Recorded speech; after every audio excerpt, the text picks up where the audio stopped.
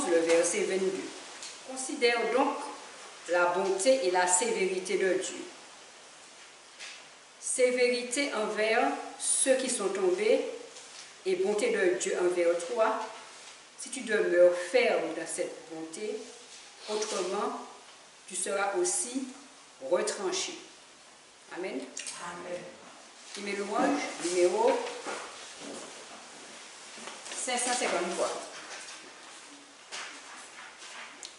553.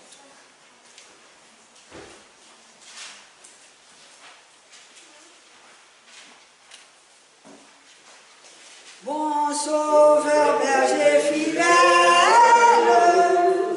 conduis-nous dans ton amour et de ta main paternelle, nourris-nous jour au jour. Béni sois-tu dans nos maîtres, Jésus nous sauve.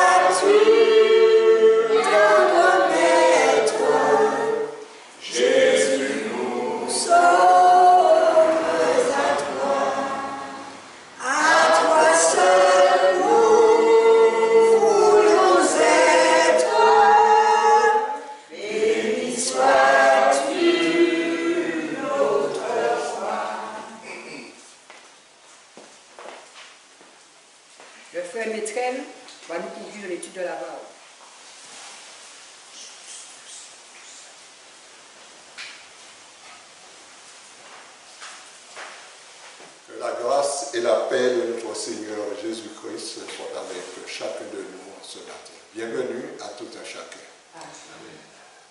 Ce matin, frères et sœurs, nous allons entamer, je dis bien entamer, parce que nous ne pouvons voir de tout, les 7 réformes à travers les siècles. Dans le livre de Romains, nous avons lu déjà ce passage au chapitre 11, le verset 22. Considère donc la bonté et la sévérité de Dieu. Donc là, il y a 2 choses à considérer. Qu'est-ce qu'on a à considérer? La bonté et aussi la sévérité de Dieu. Et il est dit sévérité envers ceux qui sont tombés. Et bonté de Dieu envers toi, si tu demeures ferme dans cette bonté, autrement tu seras aussi retranché. Avant même d'entamer les réformes, nous allons essayer de comprendre ce verset. En ce verset seul, il y a toute une prédication. Mais comme ce n'est pas le terme, nous allons essayer de comprendre. Nous avons, à travers la leçon de ce matin, vu comment le Seigneur a eu de la bonté pour ses enfants d'Israël lorsqu'ils étaient esclaves en Égypte. Et lorsque nous lisons dans le livre d'Exode au chapitre 5 et le verset 2, Exode chapitre 5, le verset 2, Moïse et Aaron se rendirent ensuite auprès de Pharaon et lui dit, ainsi parle l'Éternel, le Dieu d'Israël, laisse aller mon peuple pour qu'il célèbre dans le désert une fête en mon honneur. Et quelle était la réponse de Pharaon? Pharaon répondit, qui est l'Éternel pour que j'obéisse à sa voix, en laissant aller Israël? Je ne connais point l'Éternel, et je ne laisserai point aller Israël. Donc, ici, nous voyons ce que Pharaon a répondu à Moïse. Au chapitre 3, le verset 10, chapitre 3 de ce même livre, au verset 10, il est dit, l'Éternel disait à Moïse, maintenant, va, je t'enverrai auprès de Pharaon, et tu feras sortir d'Égypte mon peuple, les enfants d'Israël. Parce que l'Éternel disait auparavant au verset 7, l'Éternel dit, j'ai vu la souffrance de mon peuple qui est en Égypte, et j'ai entendu les cris que lui font pousser ses oppresseurs, car je connais ses douleurs. Donc, le Seigneur avait de la bonté envers son peuple. Il voulait le délivrer de la main de Pharaon. Et qu'est-ce que Pharaon dit? Je ne connais pas l'Éternel, je ne pour laisser aller Israël. Je ne laisserai point aller Israël. Mais qu'est-ce qui s'est passé? Nous avons vu le long de la leçon comment l'Éternel a agi. Est-ce que c'était de la bonté envers l'Égypte qu'il avait à travers les plaies? Est-ce que c'était de la bonté? C'était la sévérité qu'il manifestait. Il manifestait sa sévérité envers le peuple. Et que s'est-il passé à travers la sévérité de l'Éternel, à travers les plaies? Dans le livre d'Exode au chapitre 12, Exode chapitre 12, et nous allons lire le verset 29, au milieu de la nuit, l'Éternel frappa tous les premiers-nés du pays d'Égypte, depuis le premier-né de Pharaon, aussi assis sur son trône, et jusqu'au premier-né des captifs de sa prison, jusqu'à tous ces premiers-nés des animaux. Donc nous connaissons l'histoire, nous savons que l'Éternel a frappé les premiers-nés, et celui-là même qui avait dit qu'il ne connaît point l'Éternel et qu'il ne laisserait point aller Israël, qu'a-t-il fait? Au verset 31, il est dit, dans la nuit même, Pharaon appela Moïse et Aaron et leur dit, levez-vous, sortez du milieu de mon peuple, vous et les enfants d'Israël, allez, servez l'Éternel comme vous l'avez dit, partez avec tout ce que vous avez. Lui-même, quel changement, hein? Il connaît maintenant l'Éternel. À travers la sévérité de l'Éternel, il a connu l'Éternel. Mais l'Éternel a manifesté jusque-là sa bonté envers son peuple. Mais, comme le verset nous dit, bonté de Dieu envers toi, si tu demeures ferme dans cette bonté. Autrement, tu seras aussi retranché. Lorsqu'Israël est parti, l'Éternel le guida, l'Éternel manifesta encore sa bonté, le nourrit, le protégea tout le long du voyage. Et à un certain moment, lorsque Moïse était sur la montagne, qu'est-ce que le peuple fit dans le bas? Il fit un veau d'or. Et est-ce que la bonté de l'Éternel était toujours manifestée à ce moment-là? L'Éternel disait à Moïse qu'il allait détruire ce peuple. Mais Moïse implora l'Éternel, et lors de ce veau d'or, l'Éternel frappa le peuple d'Israël. Et Moïse, lorsqu'il est descendu, il disait, à moi, tous ceux qui sont pour l'Éternel. Et dans le livre d'Exode, chapitre 32, versets 26 à 28, nous voyons que l'Éternel frappa le peuple et à ce moment-là, en un instant, 3000 morts. La sévérité de l'Éternel se manifesta. Tant qu'on est en accord avec l'Éternel, nous bénéficions de sa bonté. À un autre moment, lors de la révolte de Coré, Dathan et Abiram, qu'est-ce qui se passa? Eh bien, là aussi, la terre s'ouvrit et engloutit Dathan, Coré, Abiram et tous ceux qui étaient de sa maison, de tout ce qui leur appartenait. Mais le peuple, comment réagit le peuple? Il est dit que le lendemain, tout de suite, le lendemain, ils commencèrent à maugréer contre Moïse et Aaron. Et lorsqu'ils commencèrent, alors même que Moïse et Aaron n'étaient même pas au courant, l'Éternel agissait déjà. Et il nous est dit dans le Nombre 32, Nombre chapitre 32,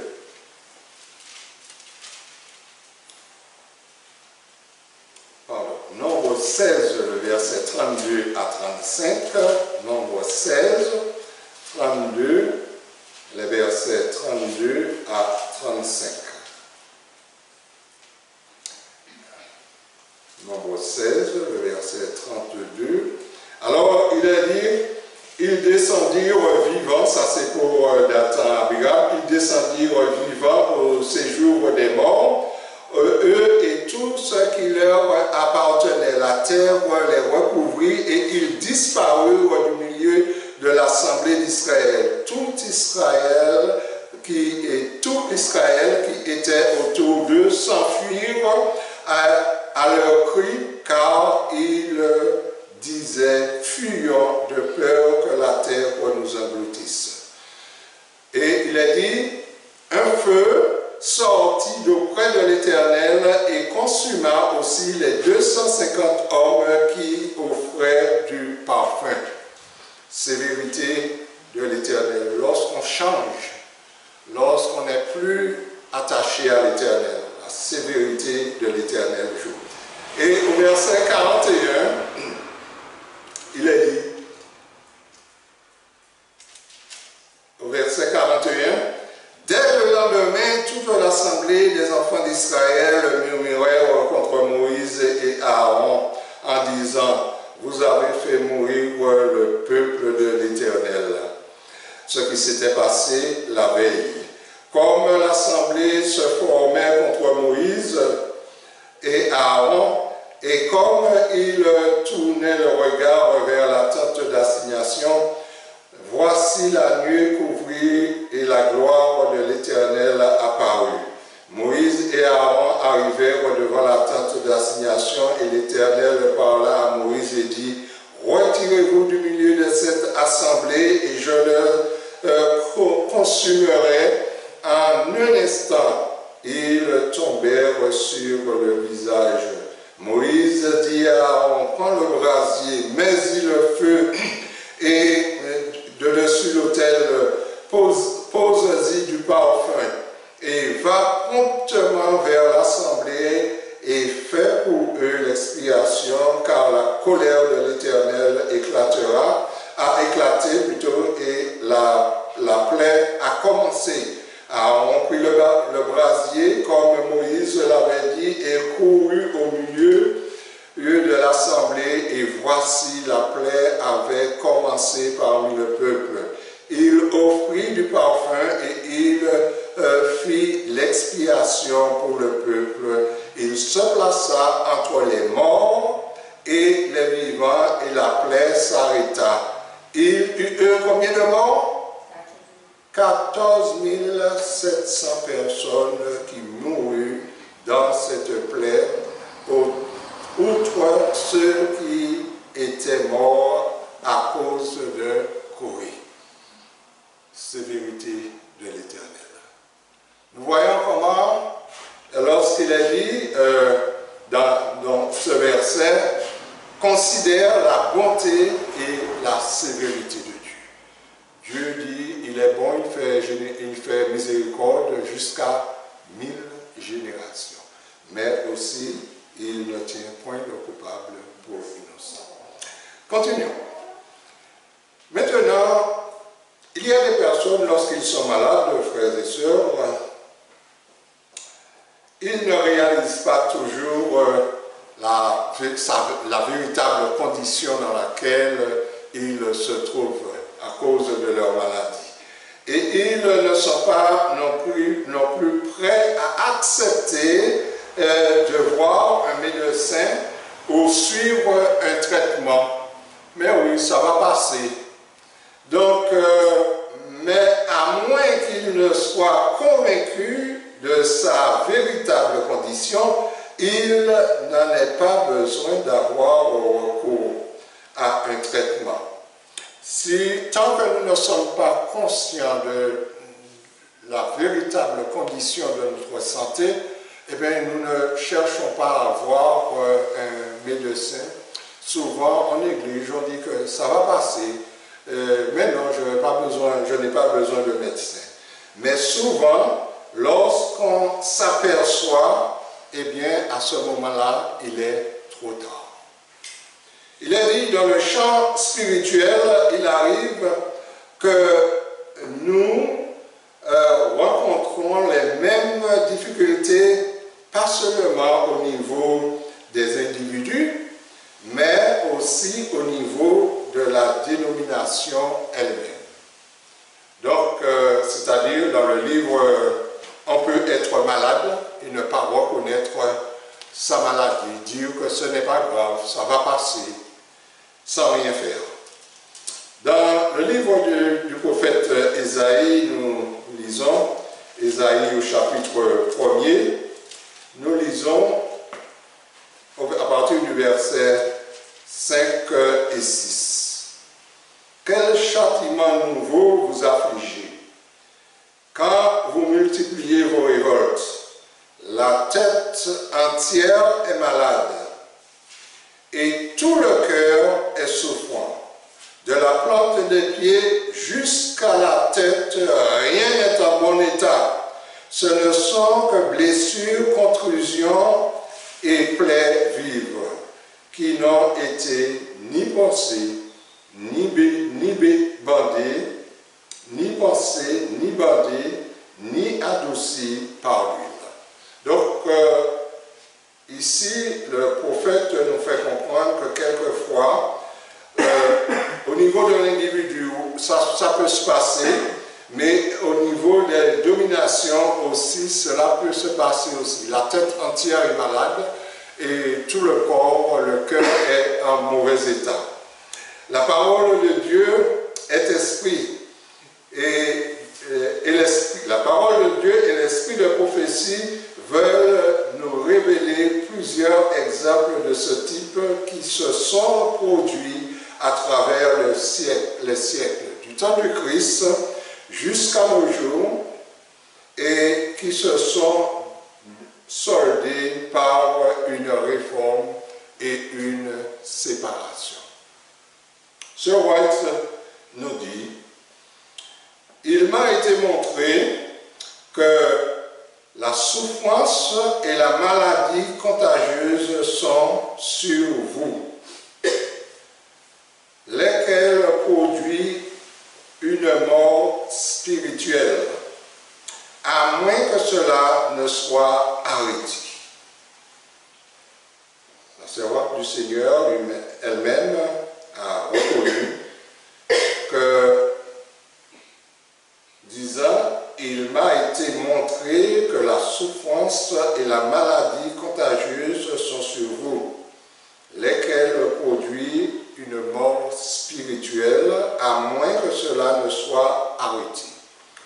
Dans le livre d'Ésaïe, au chapitre 52, le verset 11, Ésaïe chapitre 52 et le verset 11,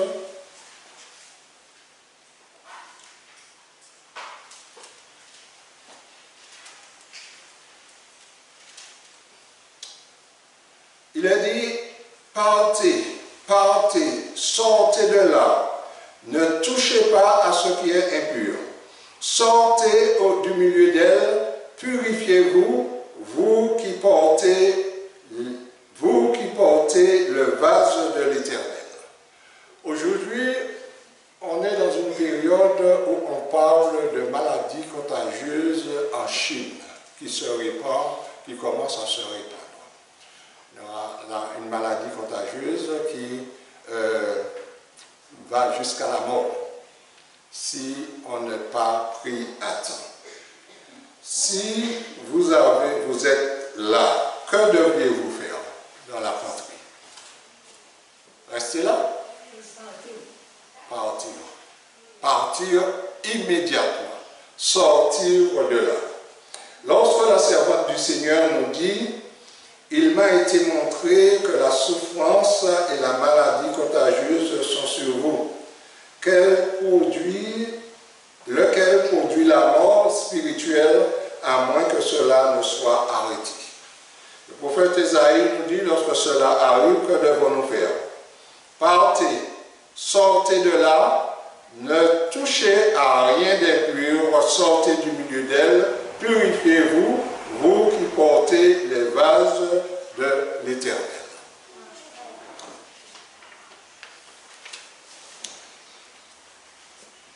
Nous allons parler d'une séparation maintenant. Lorsque le Christ est venu dans ce monde, qu'a-t-il trouvé comme église sur terre? N'est-ce pas l'église de son Père? N'est-ce pas l'église qui avait le monopole, si l'on peut dire, pour pouvoir être dépositaire des lois et des commandements de Dieu? Lorsque Jésus est venu, eh bien, il a trouvé cette église, il a fréquenté cette église, il a prêché dans les synagogues. Jésus dit, même dans le livre de Jean, au chapitre 2 et le verset 16, Jean, chapitre 2 et le verset 16, il déclare ceci. Jean, chapitre 2 et le verset 16.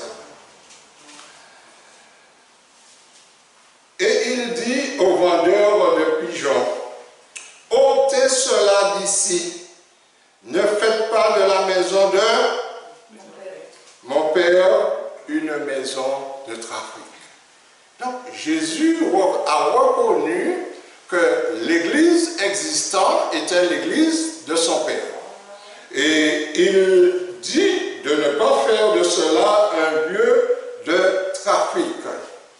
Au chapitre 21 du livre de Matthieu, nous allons lire une autre déclaration, Matthieu chapitre 21 et le verset 13.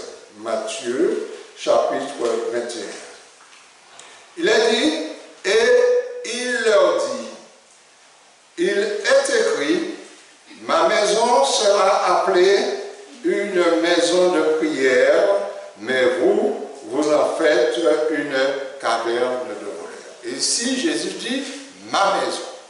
Ma maison sera appelée une maison de prière, et vous en faites une caverne de voleurs. Au chapitre 23 de ce même livre, le verset 37 à 39, 23, les versets 37 à 39. Plus tard, vers la fin de sa mission, Jésus jeta un regard sur la ville de Jérusalem, sur la ville et ses habitants, le temple. Et il dit, Jérusalem qui tue les prophètes et qui lapide ceux qui te sont envoyés. Combien de fois ai-je voulu rassembler tes enfants sous tes ailes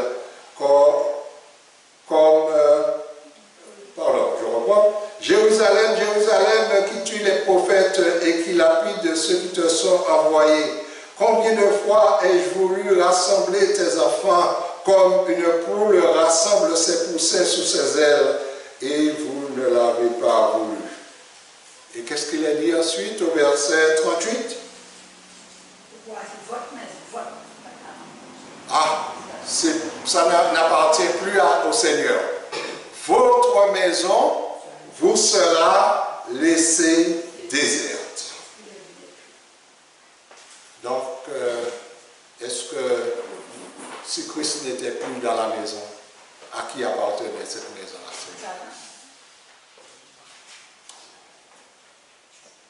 La première réforme. Dans le livre de Jean, au chapitre 1er, le verset 11, qu'est-il dit? Jean, chapitre 1er, au verset 11.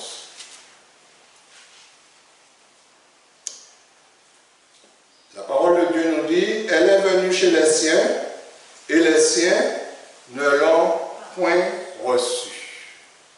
Dans Conquérant Pacifique, à la page 70, il est dit, les chefs des nations juives avaient visiblement échoué dans l'accomplissement des desseins de Dieu envers le peuple élu. Ceux qui avaient été faits, les dépositaires de cette vérité s'étaient montrés infidèles à leur tâche, et Dieu en a choisi d'autres pour en exécuter son œuvre. Alors, le Seigneur Jésus, à partir du moment qu'il savait qu'il a été rejeté par ceux-là même où il était venu secourir, eh bien, qu'a-t-il fait? Bien, la Bible nous dit dans le livre de Matthieu, au chapitre 10, et le verset 1er, puis, ayant appelé les 12 disciples, il leur donna le pouvoir de chasser les esprits impurs et de guérir toute maladie et toute infirmité. Au verset 5, et après avoir donné leur nom, il est dit, tels sont les 12 que Jésus envoya après leur avoir donné les instructions suivantes. N'allez pas vers les païens et n'entrez pas dans les villes des Samaritains. Allez plutôt vers les brebis perdues de la maison d'Israël. Pourquoi ne devrait-il pas aller vers les païens? Vers la Samarie. Ils étaient disciples du Christ, ils avaient reçu une mission. Pourquoi? Il est dit, mais avant de donner la réponse, lorsque Jésus choisit ses disciples, qu'est-ce qu'il leur disait? Où les envoyait-il? Dans le livre de Matthieu, toujours au chapitre 9, le verset 9, étant allé plus loin, Jésus vit un homme assis au lieu des péagers qui s'appelait Matthieu. Il lui dit, quoi? Qu'est-ce qu'il a dit? Suivez-moi. À qui Jésus l'a envoyé? Autant? Suivez-moi. Aujourd'hui, frères et sœurs, qui c'est nous suivons? Une congrégation? Les dirigeants. Un dirigeant? Des dirigeants? Les hommes. Nous ne sommes pas en accord avec le Seigneur. Si nous suivons les hommes, lorsque Jésus a appelé cet homme, il a dit, suivez-moi. Et la suite du verset dit, cet homme se leva et le suivit. Qui suivons-nous aujourd'hui? Dans Jean chapitre 14, au verset 6,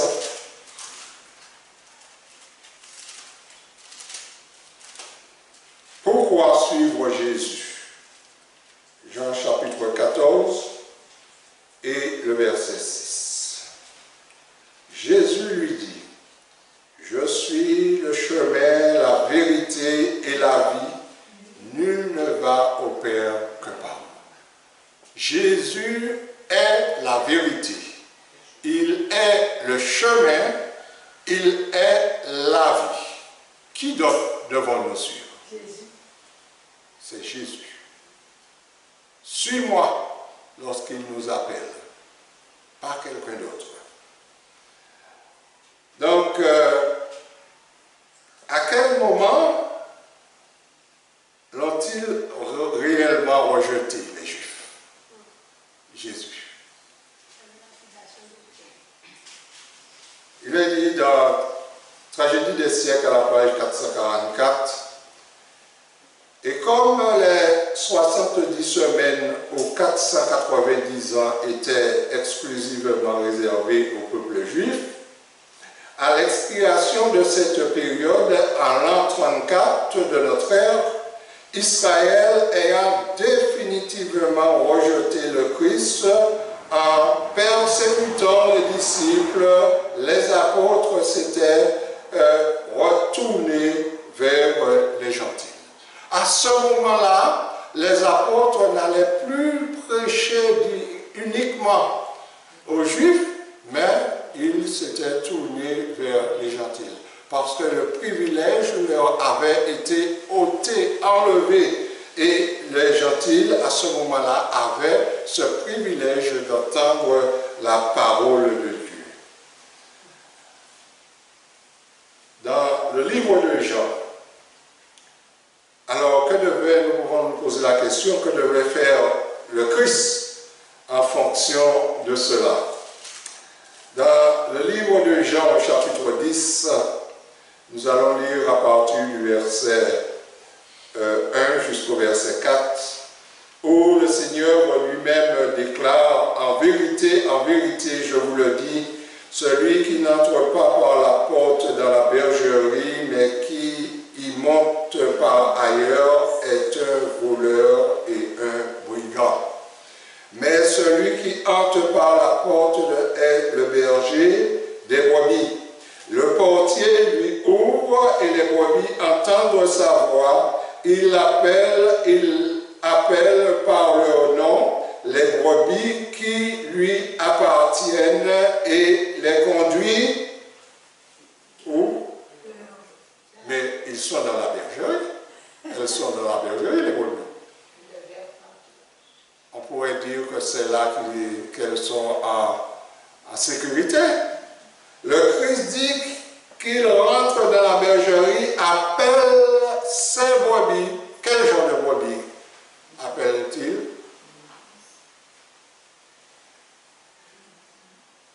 Il est dit au verset 3, les brebis qui lui appartiennent. Cela veut dire quoi, frère? Donc, dans la bergerie, il doit y avoir des brebis qui ne lui appartiennent pas. Bien sûr, c'est bien vous appartenir les autres qui sont là. Et il les fait sortir, les conduit dehors. Lorsqu'il a fait sortir tous ses brebis, tous ses propres brebis, nous est-il dit, eh bien, il marche devant elles et les brebis le suivent parce qu'elles connaissent sa voix. Elles ne suivront point un étranger, mais elles fuiront loin de lui parce qu'elle ne connaît pas la voix de l'étranger. Alors, nous pouvons nous poser la question ce matin, qui suivons-nous aujourd'hui? Qui nous dirige? Qui marche devant nous? La voix de qui avons-nous entendu? Dans le livre Jésus-Christ, à la page 214, il est dit « Ayant rejeté le message du Christ, les Sanhédrins cherchaient à le faire mourir. Ainsi, Jésus s'éloigna-t-il de Jérusalem, des prêtres, du temple, des conducteurs religieux, de ceux qui avaient été instruits quant à la loi. Il se tourna vers une classe d'auditeurs pour leur annoncer son message et recruter parmi eux ceux qui porteraient l'évangile aux nations. » Donc cela veut dire tout simplement qu'il nous a dit ici que Jésus, alors qu'il est venu, alors qu'il disait que c'était l'église, c'était la maison de son Père, maintenant il se retourne, il se dirige vers une autre classe de la société. Il est dit, il s'éloigne non seulement des prêtres, mais de Jérusalem, des prêtres, du temple, des conducteurs religieux, de ceux qui avaient été instruits quant à la loi, pour se tourner vers une classe de gens qui ne le connaissaient pas.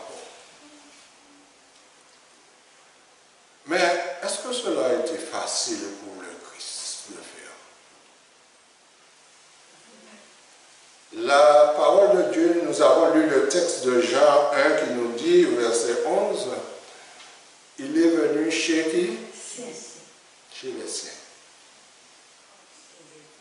Vous savez, vous avez vos enfants, vous les rendez visite et puis ils nous mettent dehors. Vous n'entrez pas dans ma maison. Ça fait mal. Ça fait très mal. Ainsi, nous voyons que ce n'était pas chose facile pour le Seigneur de quitter ce peuple rebelle. Mais il ne pouvait faire autrement que de respecter leur choix, comme à nous aussi aujourd'hui. Dans le livre de Luc, au chapitre 19, le verset 42, Luc chapitre 19, au verset 42, il est dit, Jésus disait, il viendra sur toi des jours où tes ennemis t'environnent. Ah, pardon, c'est le verset 42, j'ai lu 43. Le verset 42. Si toi aussi, au moins, en ce jour qui t'est donné, tu connaissais les choses qui t'appartiennent, qui appartiennent à ta paix, mais maintenant elles sont cachées à tes yeux. La Bible nous dit, frères et sœurs, dans le livre de Matthieu, chapitre 13, le verset 14, le verset 13 à 16, plutôt, Matthieu, chapitre 13, les versets 13 à 16, Matthieu 13, les versets 13 à 16. C'est pourquoi je leur parle en parabole, parce qu'en voyant, ils ne voient point, et qu'en entendant, ils n'entendent ni ne comprennent. Et pour eux, s'accomplisse cette prophétie d'Ésaïe. Vous entendrez de vos oreilles et vous ne comprendrez point. Vous regardez de vos yeux et vous ne verrez point. Car le cœur de ce peuple est devenu insensible. Ils ont endurci leurs oreilles et ont fermé leurs yeux, de peur qu'ils ne voient de leurs yeux et qu'ils n'entendent de leurs oreilles, qu'ils ne comprennent de leur cœur et qu'ils ne se convertissent et que je les guérisse. Ainsi, lorsque nous fermons nos cœurs comme les Juifs l'ont fait, eh bien, qu'est-ce qui se passe? Nous devenons sourds, aveugles, et nous n'avons plus la compréhension de la parole de Dieu. Pourquoi Christ s'est séparé de la nation juive? Mais pourquoi? Puisqu'il est venu pour eux, il est venu pour les sauver. Amos 3, le verset 3 nous dit, « Deux hommes marchent-ils ensemble sans en être convenus? Si on ne veut pas de Christ, mais qu'est-ce qu'il peut faire pour nous? Si on ne veut pas de lui, que peut-il faire pour nous? Il faut le vouloir, l'accepter pour qu'il puisse agir en nous. » Dans l'Édit des siècles, à la page 413, il est dit, « En s'éloignant de Dieu et en s'alliant avec les païens, l'Église juive était devenue une prostituée. » Lorsqu'on s'éloigne de Dieu, effectivement, on s'allie avec quelqu'un d'autre, avec des païens. Il nous est dit qu'à ce moment-là, l'Église est devenue une prostituée. L'alliance, nous est-il dit, avec le monde égale prostituée. Prostitution est égale aussi à Babylone. Quelle était la prétention de la nation juive à partir du moment que le Christ les avait quittés, le Christ n'était plus avec eux, eux-mêmes. Comment ils se considéraient? Tragédie des siècles, page 667. Quand Dieu se fut retiré du milieu de la nation d'Israël, ni les sacrificateurs, ni le peuple n'eurent conscience. Livrés à l'empire absolu de Satan et esclaves de plus violentes pressions, ils ne se considéraient pas moins comme les favoris du ciel. Christ n'était plus, mais la vie continuait. Et ils ne se considéraient pas moins, nous a-t-il dit, comme les favoris du ciel. Les cérémonies suivaient leur cours dans le temple. Rien n'a changé. On offrait des sacrifices sur l'autel souillé de crimes et on invoquait chaque jour les bénédictions du ciel sur un peuple coupable du sang du Fils de l'homme et assoiffé de celui de ses disciples et de ses apôtres. Donc, frères et sœurs, lorsque l'Esprit de Dieu se retire d'une congrégation, ne vous étonne pas qu'il y ait des choses magnifiques qui se font encore. Mais sans l'Esprit de Dieu. Car il nous a dit, à partir du moment que le Seigneur s'était retiré de la nation d'Israël, ni les sacrificateurs, ni le peuple n'en eurent conscience, livrés à l'empire absolu de Satan et esclaves des plus violentes passions plutôt, des plus violentes passions. Ils ne considéraient pas moins qu'ils bénéficiaient encore de toute la bonté et la grâce de Dieu. Donc ne regardez pas ce qui se passe, les grandes manifestations qui se passent lorsque et pour croire que c'est là que se trouve l'Esprit du Seigneur. Non, il peut y avoir un esprit, mais c'est un autre esprit.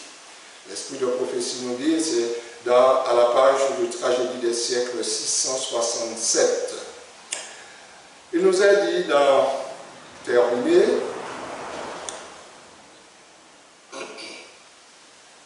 du passage de l'esprit de prophétie.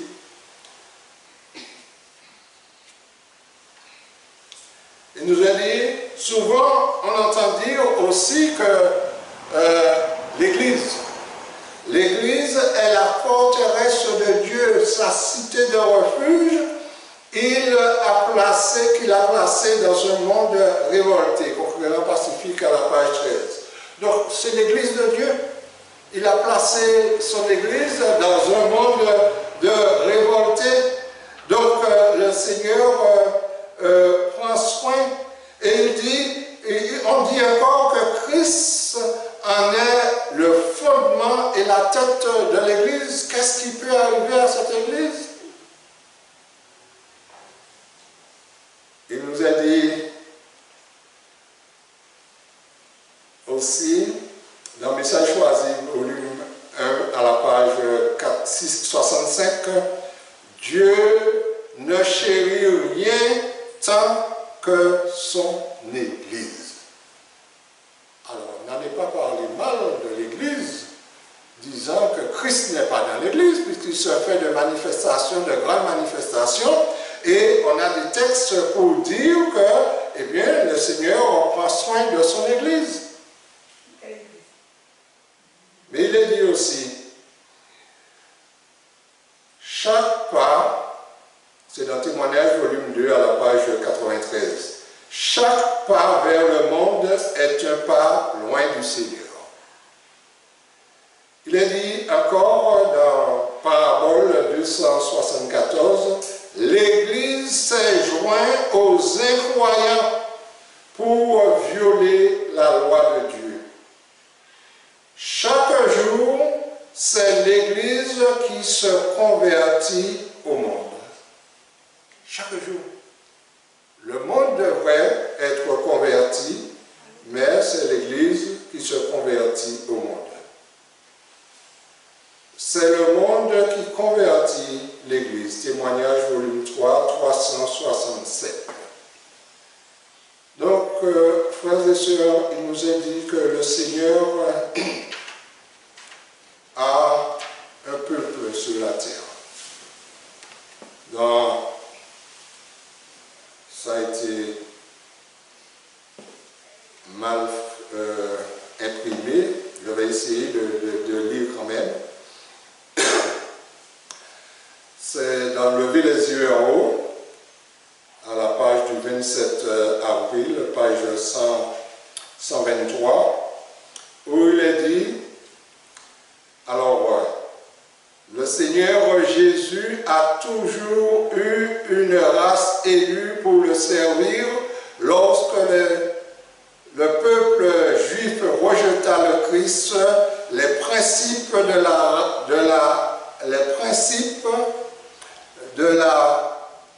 vie, de la race élue, pardon, parce que la traduction,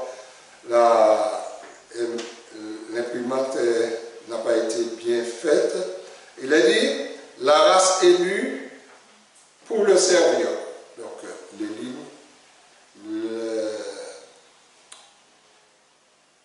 Il lui prit le royaume, voilà, il lui prit le royaume et donna aux gentils. Dieu continuera à suivre ses principes dans toutes les branches de son œuvre. Lorsqu'une église se montre infidèle à l'œuvre du Seigneur, quelle que soit sa position, quelle que soit sa position ou le niveau de son caractère sacré, le niveau de son caractère sacré et de sa vocation, le Seigneur ne peut plus travailler avec ses membres. D'autres sont alors choisis pour assurer d'importantes responsabilités. Mais si ceux-ci, à leur tour, ne purifient pas leur vie de toute action mauvaise, s'ils n'établissent de purs et saints principes en tout, alors le Seigneur les affligera, les humiliera douloureusement, et à moins qu'ils ne se repentent, il les arrachera de leur place et fera d'eux des objets de pauvres. Et ici, le Seigneur nous montre que quelles que soient les conditions de l'Église, sa vocation, quel qu'il soit, il ne sera pas épargné s'il ne travaille pas dans la fidélité avec le Seigneur. Comme par le passé, si l'Église juive a été rejetée, eh bien, aujourd'hui encore, le Seigneur travaille dans le même sens. Ce que le Seigneur veut, que c'est... Et rappelons-nous qu'il a dit que ce qu'il vient prendre, c'est une Église pure, sans tache, ni ride, ni rien de semblable. Et dans le livre d'Éphésiens 5, 27, je crois. Donc, que nous puissions comprendre que même si il y a de grandes manifestations qui se font dans les églises aujourd'hui, cela ne devrait pas pour cela confirmer que c'est l'église de Dieu. Mais que nous devons, comme il est dit, marcher, savoir qui nous suivons. Qui nous suivons aujourd'hui? Qui nous a appelés? Est-ce les hommes? Est-ce une dénomination? Est-ce une église? Non. Le Seigneur Jésus qui nous a appelés. Et il dit lui-même, je suis le chemin, la vérité et la vie. Sanctifie-les par ta parole est la vérité. Que la parole de Dieu nous sanctifie à ce jour. C'est ma prière.